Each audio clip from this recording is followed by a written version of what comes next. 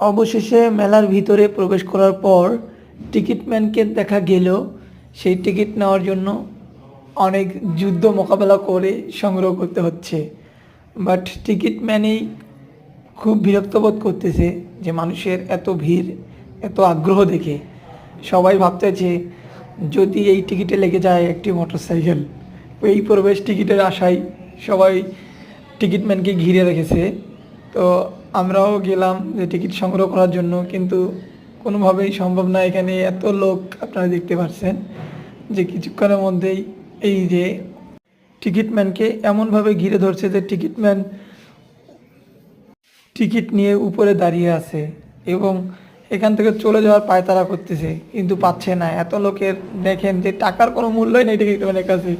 অনেকেই টাকা নিয়ে ধরে আছে, তবুও টিকিটম্যান টাকা দিচ্ছে না এবং টিকিটও নিচ্ছে না, এবং সেই বিরক্ত হয়ে এখান থেকে চলে গেল। কি এক হাস্যকর কাহিনী এখানে দেখেই